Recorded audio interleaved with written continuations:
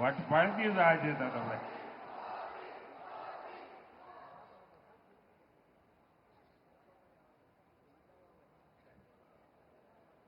गुजरात के राज्यपाल श्रीमान आचार्य देवव्रत जी, यहां के लोकप्रिय मुख्यमंत्री भूपेंद्र भाई पटेल, केंद्रीय मंत्रिमंडल में मेरे साथी सीआर पाटिल, गुजरात सरकार के सभी मंत्रीगण, अहमदाबाद की मेयर प्रतिभा जी, अन्य जनप्रतिनिधिगण અને અમદાવાદના મારા વાલા ભાઈઓ અને બહેનો,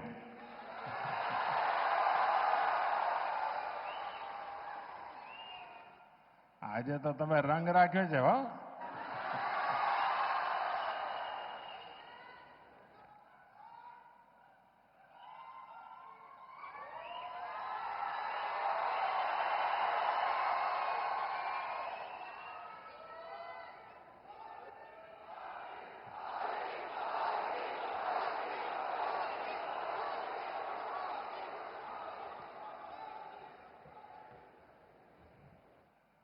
ઘણીવાર વિચાર આવે કે એવું કેવું નસીબ હશે કે આ લાખો લોકોનો પ્રેમ, એમના આશીર્વાદ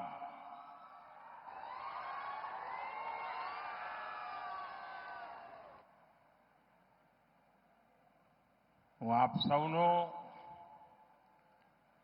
જેટલો આભાર માનું એટલો ઓછો છે.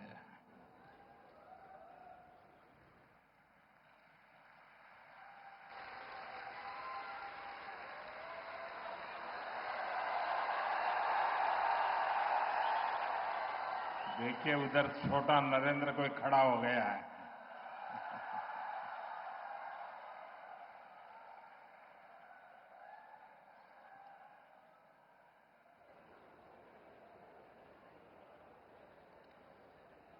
साथियों, इस समय देश भर में गणेश उत्सव का एक अद्भुत उत्साह है. गणपति बापा के आशीर्वाद से आज गुजरात के विकास से जुड़ी अनेक परियोजनाओं का भी श्री गणेश हुआ है.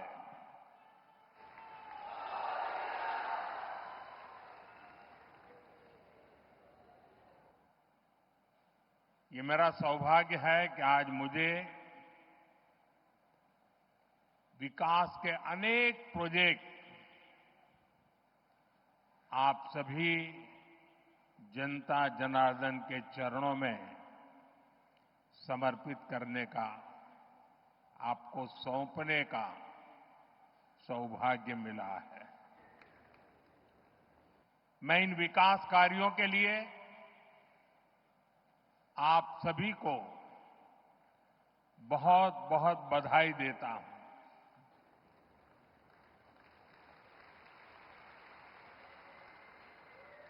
साथियों, मानसून के इस सीजन में गुजरात में भी कई इलाकों में भारी बारिश हो रही है. देश में भी जिस प्रकार से बादल फटने की एक के बाद एक घटनाएं घट रही हैं, और जब टीवी पर विनाश लीला देखते हैं तो अपने आप को संभालना मुश्किल हो जाता है. मैं सभी प्रभावित परिवारों के प्रति मेरी संवेदना व्यक्त करता हूं. प्रकृति का ये प्रकोप पूरे मानव जात के लिए, पूरे विश्व के लिए, पूरे देश के लिए चुनौती बना हुआ है।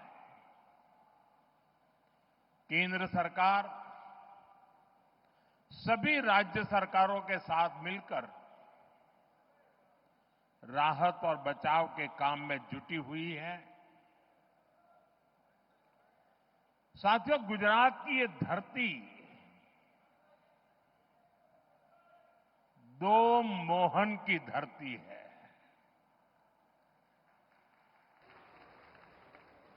एक सुदर्शन चक्रधारी मोहन यानी हमारे द्वारकाधीश श्री कृष्ण, और दूसरे चरखाधारी मोहन यानी साबरमती के संत पूज्य बापू। भारत आज इन दोनों के दिखाए रास्ते पर चलकर के निरंतर सशक्त होता जा रहा है। सुदर्शन चक्रधारी मोहन ने हमें सिखाया है कि देश की, समाज की रक्षा कैसे करते हैं। उन्होंने सुदर्शन चक्र को न्याय और सुरक्षा का कवच बनाया, जो दुश्मन को पाताल में भी खोजकर सजा देता है। और यही भाव आज भारत के फैसलों में भी देश अनुभव कर रहा है। देश नहीं, दुनिया अनुभव कर रही है।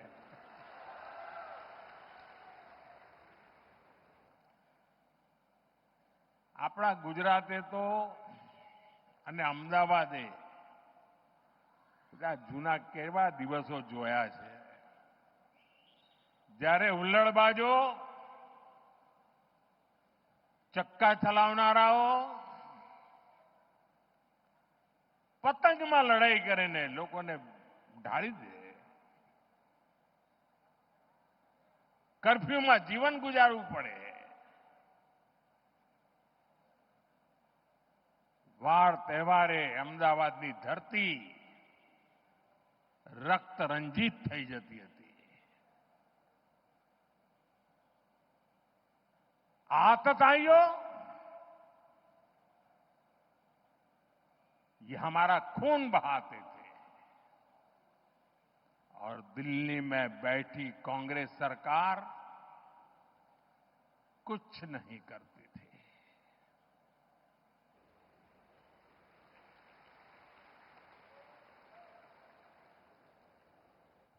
लेकिन आज आतंकवादी और उनके आकाओं को हम छोड़ते नहीं। चाहे वो कहीं भी छुपे हो। दुनिया ने देखा है कि पहलगाम का बदला भारत ने कैसे लिया।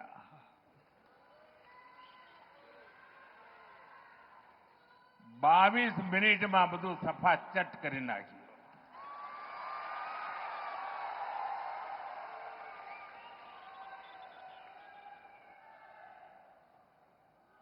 અને સેંકડો કિલોમીટર અંદર જઈને નક્કી કરેલા નિશાન પર જ વાર કરીને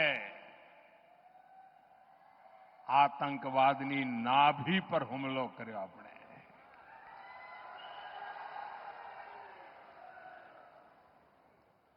ऑपरेशन सिंदूर हमारी सेना के शौर्य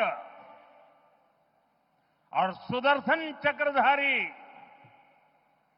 मोहन के भारत की इच्छा शक्ति का प्रतीक बन गया है। साथियों, चरखाधारी मोहन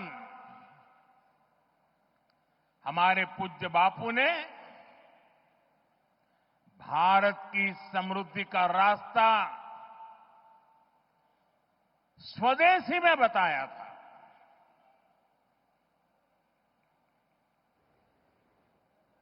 हमारे यहां साबरमती आश्रम है। ये आश्रम इस बात का साक्षी है कि जिस पार्टी ने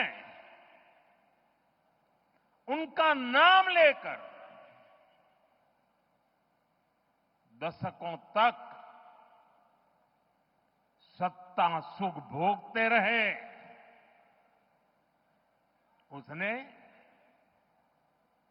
बापू की आत्मा को कुचल दिया। उसने स्वदेशी के बापू के मंत्र के साथ क्या किया? आज आपने पिछले कई वर्षों से जो दिन रात गांधी के नाम पर अपनी गाड़ी चलाते हैं, एक बार भी उनके मुंह से न स्वच्छता शब्द सुना होगा, न स्वदेशी शब्द सुना होगा।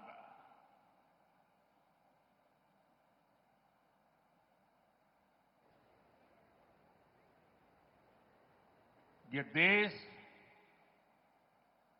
समझ ही नहीं पा रहा है कि उनकी समझ को क्या हुआ है।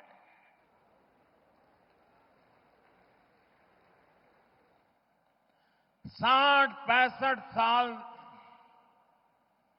देश पर शासन करने वाली कांग्रेस ने भारत को दूसरे देशों पर निर्भर रखा ताकि वो सरकार में बैठे बैठे इंपोर्ट में भी खेल कर सकें, घोटाले कर सकें। लेकिन आज भारत ने आत्मनिर्भरता को विकसित भारत के निर्माण का आधार बना दिया है। अपने किसानों, अपने मछुआरों, अपने पशुपालकों, अपने उद्यमियों के दम पर भारत तेजी से विकास के रास्ते पर चल रहा है। आत्मनिर्भरता के रास्ते पर आगे बढ़ रहा है।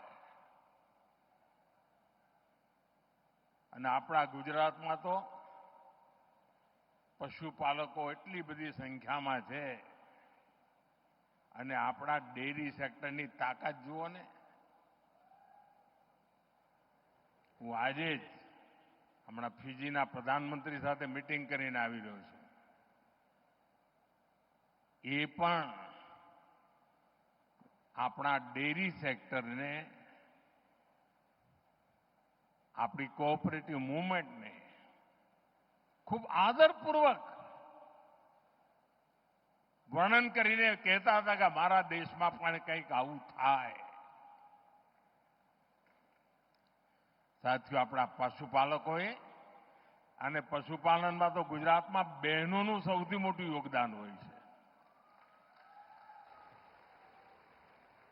આ બહેનોએ પશુપાલન કરીને આપણા ડેરી સેક્ટરને મજબૂત બનાવ્યું, આત્મનિર્ભર બનાવ્યું અને આજે ચારે તરફ એના જયગાન ચાલી રહ્યા છે। लेकिन साथियों, आप सभी आज दुनिया में आर्थिक स्वार्थ वाली राजनीति सब कोई अपना करने में लगा है, उसे हम भली भांति देख रहे हैं। मैं अहमदाबाद की इस धरती से अपने लघु उद्यमियों से कहूंगा, मेरे छोटे छोटे दुकानदार भाई बहनों से कहूंगा, मेरे किसान भाइयों से कहूंगा, मेरे पशुपालक भाई बहन से कहूंगा, और मैं गांधी की धरती पे से बोल रहा हूं, मेरे देश के लघु उद्यमी हो, किसान हो, पशुपालक हो, हर किसी के लिए मैं आपको बार बार वादा करता हूं, मोदी के लिए आपके हित सर्वोपरि है।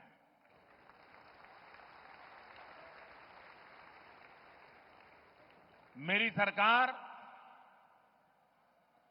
लघु उद्यमियों का, किसानों का, पशुपालकों का कभी भी अहित नहीं होने देंगी। दबाव कितना ही क्यों ना आए, हम झेलने की अपनी ताकत बढ़ाते जाएंगे।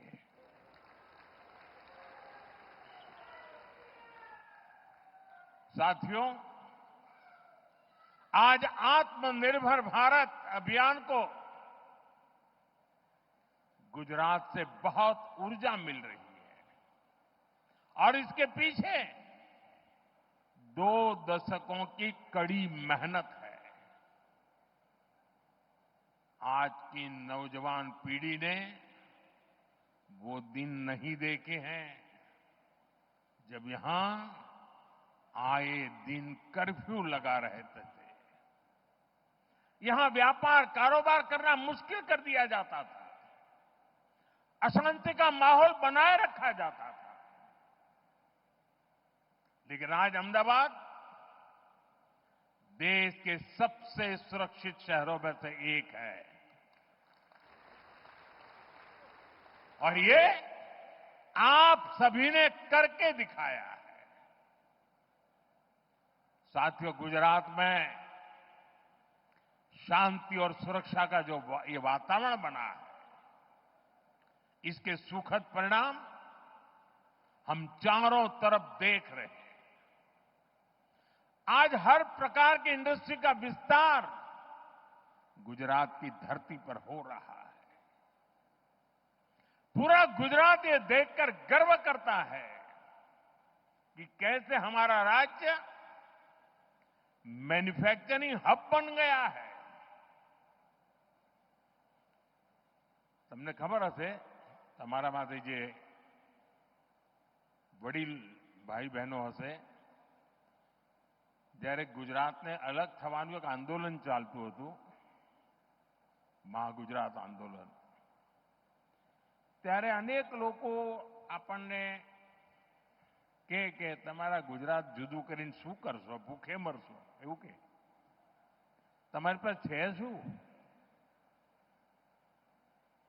न कोई खनिज છે, न 12 બહુ નદીઓ છે, 10 વર્ષમાં 7 વર્ષ દુકાળ પડે છે, ન ખાણ ખનીજ હોય, ન કોઈ એવા ઉદ્યોગ ધંધા હોય, ખેતી ના હોય અને ઓછામાં પૂરું અહીંયા રણ હોય અને પેલી બાજુ પાકિસ્તાન હોય. કરશો શું એવું કહેતા? મીઠા સિવાય તમારી પાસે છે શું એવું કહેતા? મજાક ઉડાવતા. પરંતુ ગુજરાતને માથે જ્યારે જવાબદારી આવી કે હવે આપણે આપણા પગ ઉપર ઉભા રહેવાનું છે, આ ગુજરાતના લોકોએ પાછી પાની કરી નહીં અને આજે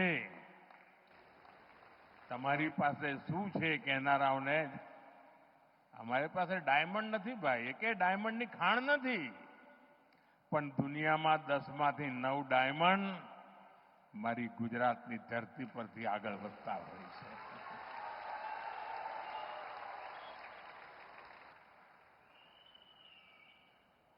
साथियों, कुछ महीने पहले मैं दाहोद में आया था. वहां की रेल फैक्ट्री में ताकतवर इलेक्ट्रिक लोकोमोटिव इंजन बन रहे हैं. आज गुजरात में बने मेट्रो कोच दूसरे देशों को एक्सपोर्ट हो रहे हैं. इसके अलावा मोटरसाइकिल हो, कार हो, गुजरात में बहुत बड़ी संख्या में उसका प्रोडक्शन हो रहा है, मैन्युफैक्चरिंग हो रहा है. देश और दुनिया की बड़ी बड़ी कंपनियां यहां फैक्ट्रियां लगा रही है. गुजरात में हवाई जहाज के अलग अलग पार्ट्स बनाने और उनके एक्सपोर्ट का काम पहले से ही चल रहा था. अब वडोदरा में ट्रांसपोर्ट एयरक्राफ्ट भी बनाने का काम शुरू हुआ है. આપણા ગુજરાતમાં વિમાન બને એટલે આનંદ થાય કે ના થાય? अब इलेक्ट्रिक व्हीकल मैन्युफैक्चरिंग का भी गुजरात बहुत बड़ा सेंटर बन रहा है. मैं कल 26 तारीख को हंसलपुर जा रहा हूं. वहां इलेक्ट्रिक व्हीकल मैन्युफैक्चरिंग को लेकर बहुत बड़ी शुरुआत हो रही है. आज जितने भी आधुनिक इलेक्ट्रॉनिक उपकरण बन रहे हैं वो सेमीकंडक्टर के बिना नहीं बन सकते. गुजरात अब सेमीकंडक्टर सेक्टर में भी बड़ा नाम करने जा रहा है. टेक्सटाइल हो, जेम्स एंड ज्वेलरी हो, गुजरात की पहचान बन चुकी है. दवाएं हो, वैक्सीन हो, ऐसे फार्मा उत्पादन के मामले में भी देश का करीब करीब 1/3 एक्सपोर्ट गुजरात से होता है. साथियों, आज भारत सौर, पवन और परमाणु ऊर्जा के मामले में तेजी से आगे बढ़ रहा है. इसमें गुजरात की भागीदारी सबसे अधिक है. હમણાં હું એરપોર્ટથી આવતો હતો, ભવ્ય રોડ શો કર્યો. વાહ, કમાલ કરી આપે. પણ રોડ શો તો ભવ્ય હતો, પણ લોકો ધાબા ઉપર ઉભા હોય, બાલ્કનીમાં ઉભા હોય તો સ્વાભાવિક રીતે હું એમને આદરપૂર્વક નમન કરતો હતો. પરંતુ મારી નજર ફરતી હતી ચારે બાજુ અને મેં જોયું કે લગભગ મોટા ભાગના ઘરોના ધાબામાં રૂફટોપ સોલાર પાવરના પ્લાન્ટ દેખાતા હતા.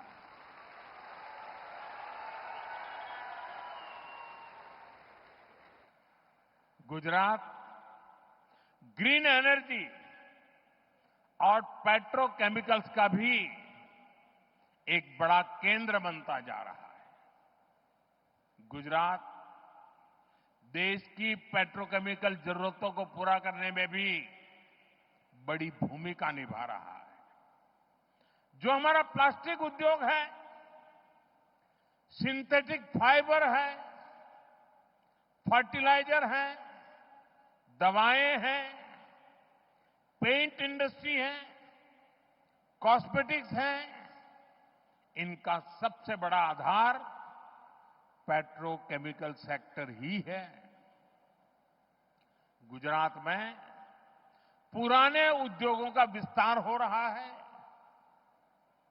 મને યાદ છે, આપણે ઘણીવાર માથે હાથ મૂકીને રડતા જ રહેતા હતા આજથી 30 વર્ષ પહેલાના જે લોકો દિવસો યાદ કરે શેના રોદડા રોતા હતા?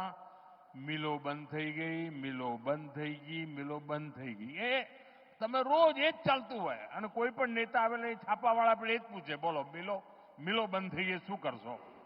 રાત તો કોંગ્રેસનું હતું, પણ એક જ વિષય. આજે ગુજરાત ये ભૂંગળા ભલે બંધ થયા, પણ ઠેર ઠેર એને વિકાસના વાવટા ફરકાવી દીધા છે.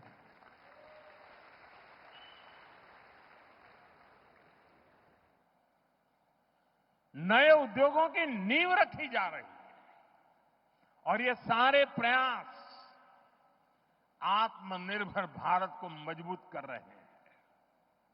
इससे गुजरात के युवाओं के लिए रोजगार के लगातार अवसर बन रहे हैं.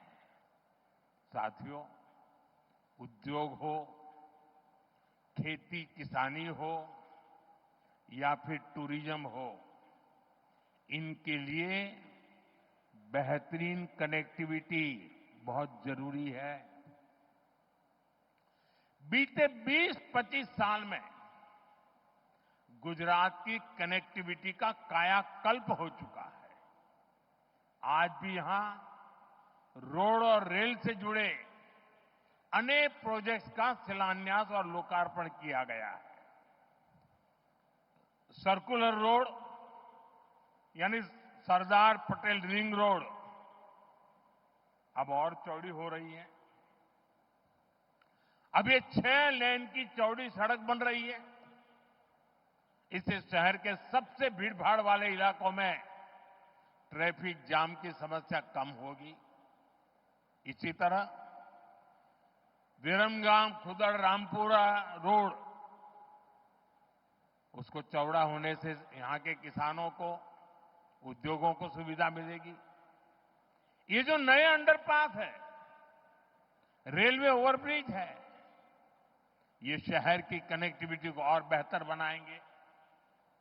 साथियों, एक समय था जब लाल रंग की पुरानी बसें ही चला करती थी. लाल बस क्या जैसो तो लाल बस में, लेकिन आज यहां बीआरटीएस जनमार्ग और एसी इलेक्ट्रिक बसें नई सुविधाएं दे रही है. मेट्रो रेल का भी तेजी से विस्तार हो रहा है और इससे अहमदाबादियों के लिए ईज ऑफ ट्रैवल सुनिश्चित हुई है. साथियों, गुजरात के हर शहर के आसपास एक बड़ा औद्योगिक गलियारा है, लेकिन 10 साल पहले तक पोर्ट और ऐसे इंडस्ट्री क्लस्टर्स के बीच में बेहतर रेल कनेक्टिविटी की कमी खलती थी. आपने 2014 में मुझे दिल्ली भेजा तो मैंने गुजरात की समस्या को भी दूर करने का काम शुरू किया.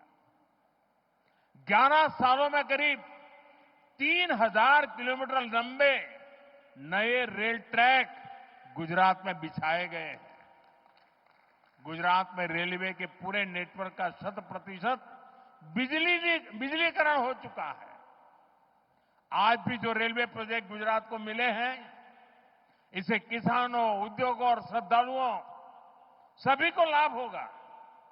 साथियों, हमारी सरकार शहर में रहने वाले गरीबों को सम्मान का जीवन देने के लिए प्रतिबद्ध है. इसका प्रत्यक्ष प्रमाण हमारा रामापीरनो टेकरो एयरपोर्ट તમે જતા આવતા રામાપીરનો ટેકરો. पूज्य बापू गरीब की गरिमा पर बहुत बल देते थे. आज साबरमती आश्रम के प्रवेश द्वार पर बने गरीबों के नए घर इसका एक साक्षात उदाहरण बने हैं. गरीबों को 1500 पक्के घर मिलना यानी असंख्य नए सपनों की नींव पड़ना है. इस बार नवरात्र पर, दिवाली पर इन घरों में रहने वालों के चेहरे की खुशी और ज्यादा होगी। इसके साथ पूज्य बापू को सच्ची श्रद्धांजलि के रूप में बापू के साबरमती आश्रम का नवीनीकरण भी हो रहा है। हमारे दो महापुरुष सरदार साहब का भव्य स्टैच्यू हमने काम पूरा किया। मैं उसी समय साबरमती आश्रम का काम करना चाहता था, लेकिन केंद्र सरकार उस समय हमारे अनुकूल नहीं थी, शायद वो गांधी जी के भी अनुकूल नहीं थी, और उसके कारण मैं उस काम को कभी आगे नहीं बढ़ा पाया। लेकिन जब से आपने मुझे वहां भेजा है, तो जैसे statue of unity Sardar Vallabh भाई पटेल का वो भव्य स्मारक देश और दुनिया के लिए प्रेरणा का केंद्र बना है, जब साबरमती आश्रम के नवीनीकरण का काम पूरा होगा, मेरे शब्द लिख करके रखना दोस्तों, दुनिया के लिए शांति की सबसे बड़ी प्रेरणा भूमि ये हमारा साबरमती आश्रम बनने वाला है। साथियों, हमारे श्रमिक परिवारों को बेहतर जीवन मिले, ये हमारा मिशन रहा। इसलिए कई साल पहले हमने गुजरात में झुग्गी वालों के लिए पक्की गेटेड सोसाइटी बनाने का बीड़ा उठाया। बीते सालों में गुजरात में झुग्गियों की जगह मकान बनाने के ऐसे अनेक प्रोजेक्ट किए गए हैं, और यह अभियान लगातार जारी है। साथियों, जिसको किसी ने नहीं पूछा,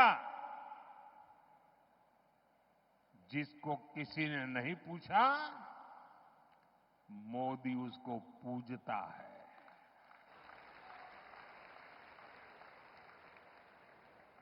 मैंने इस बार लाल किले से कहा था, पिछड़ों को प्राथमिकता, शहरी गरीबों का जीवन आसान बनाना भी हमारी बहुत बड़ी प्राथमिकता है।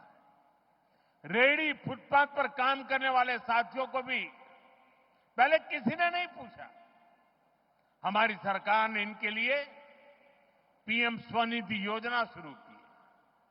आज इस स्कीम की वजह से देश के लगभग 70 लाख रेहड़ी पटरी और ठेले वाले भाई बहनों को बैंकों से लोन मिल रही है। संभव हुआ है सब। गुजरात के भी लाखों साथियों को इसका फायदा हुआ है। साथियों, बीते 11 साल में 25 करोड़ लोग गरीबी को परास्त करके गरीबी से बाहर निकले हैं। दुनिया के लिए भी ये अजूबा है, इतना बड़ा आंकड़ा। 25 करोड़ लोगों का गरीबी से बाहर आना, विश्व के सभी अर्थवेत्ता आज इसकी चर्चा कर रहे हैं। साथियों, ये गरीब जब गरीबी से बाहर निकलता है ना, तब वो नियो मिडिल क्लास के रूप में एक नई ताकत बनकर के उभर रखता है। आज ये नियो मिडिल क्लास और हमारा पुराना मिडिल क्लास दोनों देश की एक बहुत बड़ी ताकत बनते जा रहे हैं।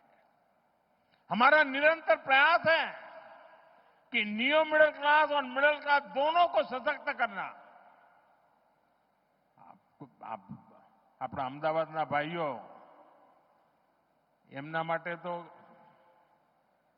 ખુશી ખબર જ હોય, જે દિવસે બજેટમાં 12 લાખ રૂપિયાની આવક ઉપર ઇન્કમ ટેક્સ માફ કરી દીધો ને, તો વિપક્ષવાળાને સમજણ નહોતી પડી આ કેવી રીતે થાય। અને સાથીઓ, તૈયારી કરો હવે। અમારી સરકાર જીએસટીમાં પણ રિફોર્મ કરી રહી છે, અને આ દિવાળી પહેલા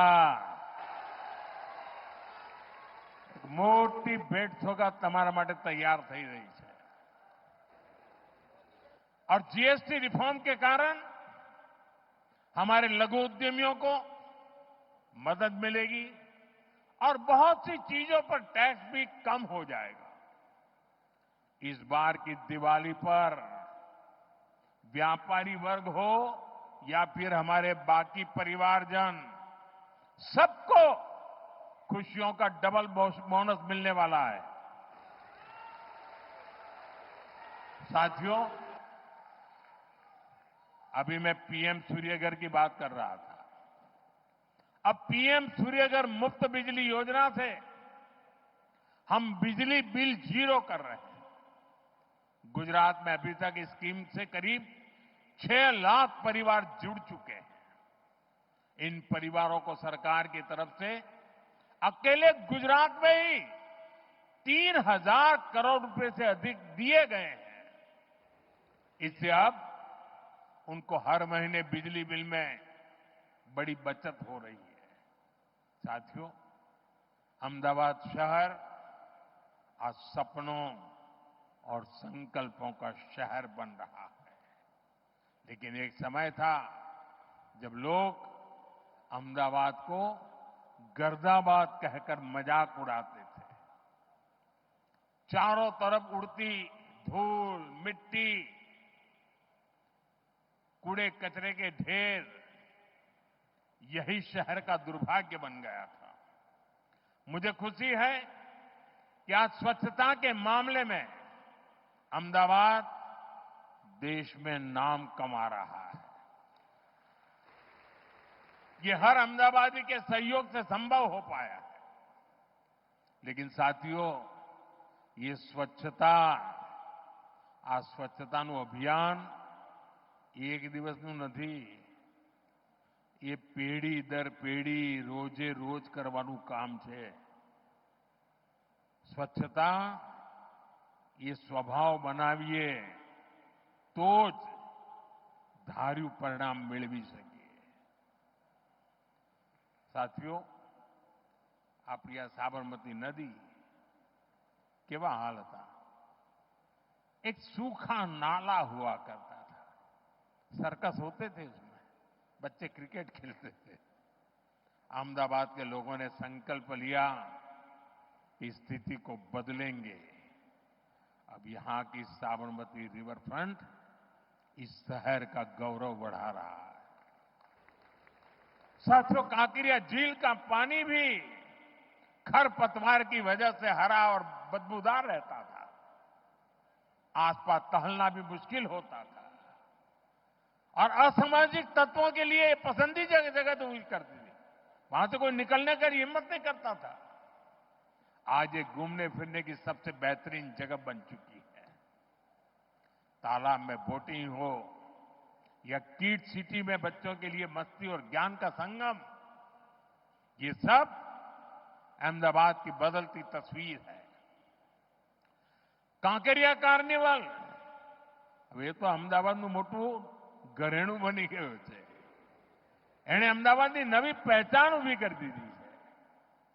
साथियों, अहमदाबाद आज टूरिज्म का एक आकर्षक केंद्र बनकर उभरा है। Ahmedabad UNESCO world heritage city है। पुराने दरवाजे हो, साबरमती आश्रम हो या यहां की धरोहरें, आज हमारे शहर पूरी दुनिया के मानचित्र पर चमक रहा है। अब टूरिज्म के नए और आधुनिक तौर तरीकों का भी यहां तेजी से विकास हो रहा है। અને આપણે જ્યારે ટુરિઝમની વાત કરીએ ને ત્યારે ગુજરાત તો દસાડા દફતરમાં એનું નામ જ નહોતું। ટુરિઝમની વાત આવે એટલે ગુજરાતના લોકો કહે ચાલો જરા આબુ જઈએ, અને દક્ષિણ ગુજરાત વાળા દીવ દમણ જાય। આ બે છેડે આપણી દુનિયા હતી। અને ધાર્મિક રીતે જો જોનારા લોકો હોય તો સોમનાથ જાય, દ્વારકા જાય કે અંબાજી જાય, 4-5 કાંઈ ન મળે। આજે ગુજરાત ટુરિઝમ માટેનું એક મહત્વનું ડેસ્ટિનેશન બની ગયું। એ કચ્છના રણમાં સફેદ રણ જોવા માટે દુનિયાને ઘેલું લાગે. સ્ટેચ્યુ ઓફ યુનિટી જોવાનું મન થાય. બેટ દ્વારકાનો બ્રિજ જોવા લોકો આવે. ગાડીમાં ઉતરીને પેદલ ચાલે. એકવાર નિર્ણય કરીએ ને દોસ્તો, પરિણામ આવીને રહેતું હોય છે. आज अहमदाबाद कंसर्ट इकोनॉमी का बड़ा केंद्र बन रहा है. कुछ महीने पहले जो कोल्ड प्ले कॉन्सर्ट यहां हुआ, उसकी चर्चा पूरे विश्व में हुई है. 1 लाख की सीटिंग कैपेसिटी के साथ अहमदाबाद का स्टेडियम भी सबके आकर्षण का केंद्र है. ये दिखाता है कि अहमदाबाद बड़े बड़े कॉन्सर्ट्स भी करा सकता है और बड़े बड़े स्पोर्ट्स इवेंट्स के लिए भी तैयार है. साथियों, शुरुआत में मैंने आपसे त्योहारों का जिक्र किया था. ये त्योहारों का मौसम है. अब नवरात्रि, विजयादशमी, धनतेरस, दीपावली, ये सभी त्योहार आ रहे हैं. ये हमारी संस्कृति के उत्सव तो है ही, ये आत्मनिर्भरता के भी उत्सव होने चाहिए. और इसलिए मैं आपसे एक बार फिर अपना आग्रह दोहराना चाहता हूं और आज पूज्य बापू की धरती से देशवासियों से भी मैं बार बार आग्रह कर रहा हूं. हमें जीवन के अंदर एक मंत्र बनाना है. हम जो भी खरीदेंगे वो मेड इन इंडिया होगा, स्वदेशी होगा. घर की साज सज्जा के लिए जो भी सामान हो, मेड इन इंडिया हो. यार दोस्तों को गिफ्ट के लिए कुछ देना है, उपहार वही जो भारत में बना हो, भारत के लोगों द्वारा बनाया गया हो. और मैं विशेष रूप से दुकानदार भाई बहनों को कहना चाहता हूं, व्यापारियों से कहना चाहता हूं, इस देश को आगे बढ़ाने में आप बहुत बड़ा योगदान कर सकते हैं. आप तय कर लीजिए, विदेशी माल नहीं बेचेंगे. और बड़े गर्व के साथ बोर्ड लगाइए कि मेरे यहां स्वदेशी बिकता है. हमारे इन छोटे छोटे प्रयासों से ये उत्सव भारत की समृद्धि के महोत्सव बनेंगे. साथियों, घनी बार શરૂઆતમાં લોકોને નિરાશા જોઈ બહુ હોય. એટલે મને યાદ છે જ્યારે મેં પહેલી વાર રિવરફ્રન્ટની વાત મૂકેલી તો બધા લોકોએ મજાક માંડી. રિવરફ્રન્ટ થઈ ગયો કે ના થઈ ગયો? થઈ ગયો કે ના થઈ ગયો? સ્ટેચ્યુ ઓફ યુનિટી માટે મેં અહીંયા એક પ્રેસ કોન્ફરન્સ કરેલી તો બધાએ મારા બાલ નોચી લીધેલા. બધા કે આ તો ચૂંટણી આવી એટલે મોદી સાહેબ લાયા છે. સ્ટેચ્યુ ઓફ યુનિટી થયું કે ના થયું ભાઈ? દુનિયા જોઈને અચરજ પામે છે કે નથી પામતી? કચ્છનો રણોત્સવ, લોકો કે સાહેબ આ કચ્છમાં કોણ જશે? રણમાં તો કોઈ જતું હશે? આજે લાઈન લાગે છે, બુકિંગ લોકો 6-6 મહિના પહેલા બુકિંગ કરાવે છે. થયું કે ના થયું? ગુજરાતની અંદર વિમાનનું કારખાનું લાગે, કોઈએ કલ્પના કરી? મને યાદ છે જ્યારે મેં ગિફ્ટ સિટીની કલ્પના મૂકી હતી ત્યારે લગભગ બધાએ એને મજાક માની લીધી હતી. આવું બધું ક્યાંથી હોય? આવું બધા આવા બિલ્ડિંગો ક્યાંથી હોય ને આવું બધું શું હોય અહીંયા? આજે ગિફ્ટ સિટી દેશની સૌથી મોટી ગૌરવ ગાથા લખી રહ્યું છે.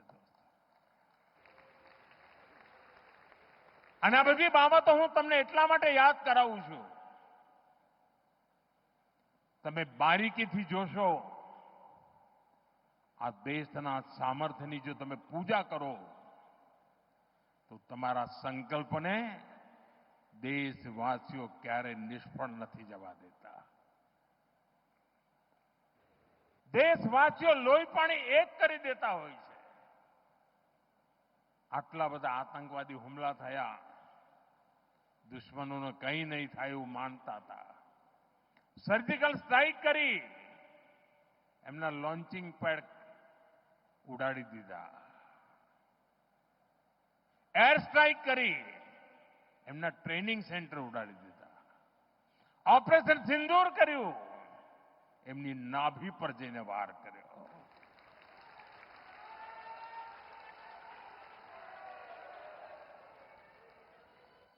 ચંદ્રયાન, શિવ શક્તિ પોઈન્ટ, જ્યાં કોઈ નહીં ગયું ત્યાં ભારતનો તિરંગો ઝંડો પહોંચી ગયો. ઇન્ટરનેશનલ સ્પેસ સેન્ટર પર શુભાંશુ શુક્લ જઈને આવ્યા અને હવે ગગનયાનની તૈયારી ચાલી રહી છે. આપણું પોતાનું સ્પેસ સ્ટેશન બને એ દિશામાં કામ ચાલી રહ્યું છે. साथियों, एक एक घटनाओं कैसे कि अगर संकल्प लइए, संकल्प के प्रति श्रद्धा होय, समर्पण होय, तो जनता जनार्दन જે ઈશ્વરનું રૂપ છે એના આશીર્વાદ પણ મળતા હોય છે, એનો સાથ મળતો હોય છે. અને એ જ વિશ્વાસથી હું કહું છું, આ દેશ આત્મનિર્ભર બનીને રહેશે. આ દેશનો પ્રત્યેક નાગરિક વોકલ ફોર લોકલનો વાહક બનશે. આ દેશનો પ્રત્યેક નાગરિક સ્વદેશીના મંત્રને જીવી જાણશે. અને પછી આપણને ક્યારેય ઓશિયાળા થવાનો વારો નહીં આવે. દોસ્તો, જ્યારે કોવિડના સ્થિતિ હતી, ભૂતકાળ કહેતો કોઈ જગ્યાએ વેક્સિન બન્યું હોય તો આપણા દેશમાં આવતા 40-40 વર્ષ લાગી જતા હતા. લોકો કહેતા હતા કોવિડમાં થશે શું? અરે આ દેશે નક્કી કર્યું, વેક્સિન પોતાની બનાવી દીધી અને દેશના 140 કરોડ સુધી વેક્સિન પહોંચાડી દીધી. આ દેશનું સામર્થ્ય છે. એ સામર્થ્યના ભરોસે હું ગુજરાતના મારા સાથીઓને કહું છું કે આપે મને જે શિક્ષણ આપ્યું છે ને, આપે મારું જે ઘડતર કર્યું છે ને, આપે મારામાં જે જોમ ભર્યું છે, જે ઉર્જા ભરી છે, 2047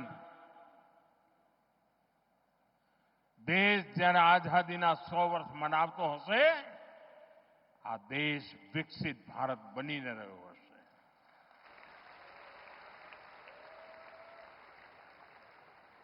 અને એટલે સાથીઓ, વિકસિત ભારત બનાવવા માટેનો એક મહત્વનો રાજમાર્ગ સ્વદેશી છે.